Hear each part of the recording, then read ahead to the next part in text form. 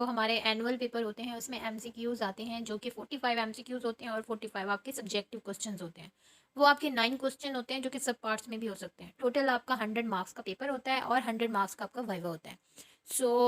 आज मैं आपसे एमसीक्यूज़ डिस्कस कर रही हूँ। इंशाल्लाह कल की जो वीडियो होगी उसमें मैं आपसे एससीक्यूज़ डिस्कस करूँगी। तो फर्स्ट एमसीक्यू है कि इन 1973 who publish standard of nursing practice which describe the 5 phases of nursing process. अब नर्सिंग प्रोसेस की 5 फेजेस 1973 में किसने पब्लिश कराई थी? ये एएनए यानी कि अमेरिकन नर्सिंग एसोसिएशन, उन्होंने पब्लिश कराई थी।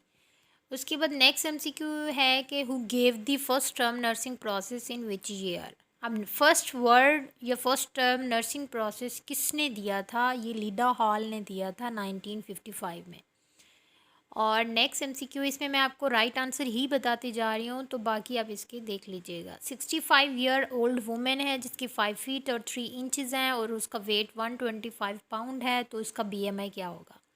तो बीएमआई के बेसिकली दो फार्मूला होते हैं जो कि वेट ओवर हाइट स्क्वायर है। अगर आप वेट केजी में ले रहे हैं तो आप उसकी हाइट सेंटीमीटर में लेंगे, और अगर आप उसका वेट पाउंड में ले रहे हैं तो उसकी हाइट इंचज़ में लेंगे, बट आप उसकी हाइट स्क्वायर में लेंगे। तो इसकी कैलकुलेशन के बाद जो इसकी बीएमआई बन रहा है वो 22 है, जो कि नॉर्मल है।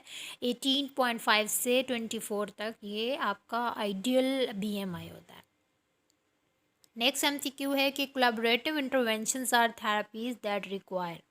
जो हमारे कोलैबोरेटिव इंटरवेंशंस होती हैं जिनमें थेरापीज इंक्लूडेड होती हैं वो कौन सी हो सकती हैं? उसमें ऑब्वियसली कोलैबोरेशन आती है, तो इसमें मल्टीपल हेल्थ केयर प्रोफेशनल्स इसमें इंक्लूडेड होंगे।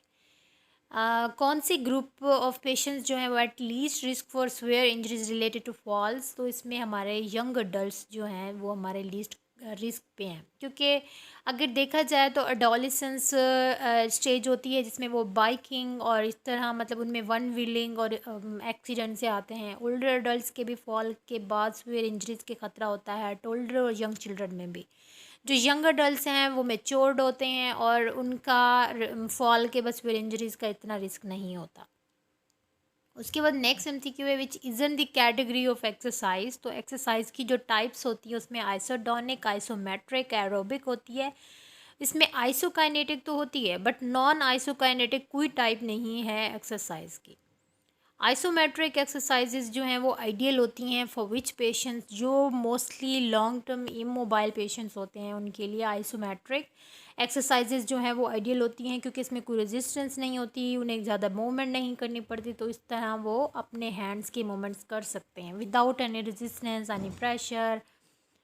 नेक्स्ट है कि a nurse is showing a patient how to use crutches at home and instructing his mother about how to change his bandage at this type of questions the nurse is primary acting as. वो उनको demonstrate कर रही है, उनको बता रही है, उनको सिखा रही है कि किस तरह आप क्रचेस को घर में जाके यूज़ कर सकते हैं, इजीली आप इस्तेमाल कर सकते हैं। तो ये इंस्ट्रक्शन जो है एज अ टीचर दे रही है। Objective data might include. अब इन एग्जांपल्स में आप देखें कि हमें कौन सा ऐसे डाटा है जो कि ऑब्जेक्टिवली हम उसे ऑब्जर्व कर रहे हैं। चेस्ट पेन तो ये सब्जेक्टिव होता है, जब तक वो खुद नहीं बता सकता तो हमें अंदाज़ा नहीं होता। डिजीनेस की कंप्लेन भी वो पेशेंट खुद बताता है, और बैक पेन की भी। तो हाई टेम्परेचर जो कि हम ऑब्जर्व कर सकते हैं, हम उसे टच करके फील कर सकते हैं, तो that is objective data. Next MCQ है कि कांस्टेंट, रिमिटेंट, इंटरमिटेंट क्लासिफिकेशंस किस चीज़ की टाइप्स बता रहे हैं? ये फीवर की टाइप्स होती हैं। Next MCQ, development of infections occur in cycle that depends on the presence of all following element accept.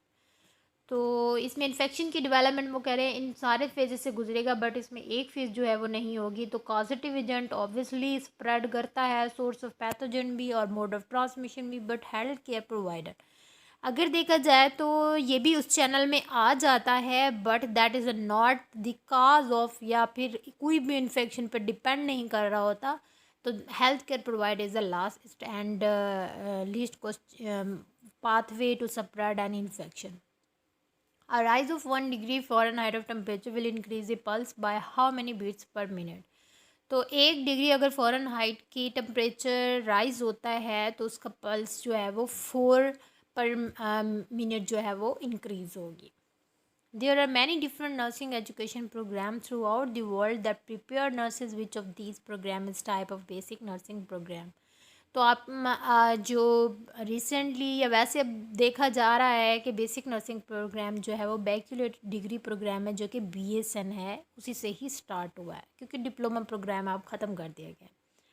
Next MCQ है, the following is the most important purpose of documentation except. अब documentation से हम communication करती हैं, reimbursement होती है, quality Maihar होती है और रिकॉर्ड के लिए भी होता है, but not providing any comfort. तो इसका राइट आंसर यही है। अ पेशेंट जो कि ask you what vitamin is best for healing wound in body, तो हमारी वुंड हीलिंग के लिए vitamin C is very best, तो विटामिन C लेनी चाहिए। An accumulation of fecal material which form a hard mass in the rectum, तो that is a constipation। ये question जो है MCQ बहुत ईजी है, आप सबको आता होगा। Mr. Asad has pulse rate slower than 60 beats per minute showing laziness and lethargic। has उसका पल्स जो 60 से बिलो है तो that is a bradycardia. और अगर हम रेगुलर पेशेंट स्किन असेसमेंट कर रहे हैं और which area is the most risk and important to check, कौन सा एरिया हमारा ज़्यादा रिस्की होता है, तो वो जो कि जिसकी सेंसेशन ना हो। अब स्किन के जितनी भी स्किन के एरिया अगर हमें सेंसेशन होगी तो that is a right way, क्योंकि हमें वो कोई भी इरेगुलरिटी या फिर कोई अब नॉर्मेलिटी हो रही हो तो हमें पता चल जाएगा, बट अगर वो सेंसेशन ही नहीं होती तो हो सकता है कि वहाँ पे कोई डैमेज हो रहा हो और पता ही ना चल रहा हो। तो which of the following factors can cause pain when a patient or the resident has a pressure ulcer, तो कौन से फैक्टर हो सकते हैं? Pressure, friction, shear, damage nerve ending, inflammation, infection, तो all of the above is the right answer. Next MCQ है कि the 3 layers of the skin include all except. 3 layer में सब डमिस आ जा, जो कि एक्सेप्ट है, डमिस भी आती है, एपिडर्मिस भी आती है, सब क्यूटेनियस भी आती है, बट सब डमिस ऐसी कोई लेयर नहीं है। Dash is the rate of energy utilizations in the body required to maintain essential activities such as breathing, तो ये डेफिनेशन है BMR की, बेसिक मेटाबॉलिक रेट की। और नेक्स्ट MCQ है कि which of the following is not a vital sign, तो इसका राइट आंसर जो है वो मेंटल स्टेटस है। मेंटल स्टेटस कोई वाइटल साइन नहीं है। और हार्ट रेट अगर 100 से ज़्यादा है किसी भी अडल्ट पेशेंट का तो that is a tachycardia. The active breathing out is called acceleration. The first pulse taken by a nurse on patient 1 year and old is the pulse, that is the apical. अगर कोई एक बच्चा आता है हमारे पास 1 साल का तो हम उसके कौन सी पल्स लेंगे, तो ये अक्सर क्वेश्चन आता है।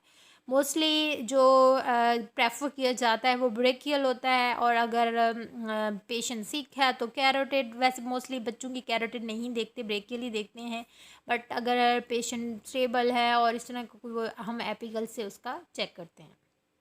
तो इसमें ब्रेकियल ऑप्शन नहीं था, तो इसलिए हमारे पास जो क्लोज ऑप्शन है वो एपिकल है।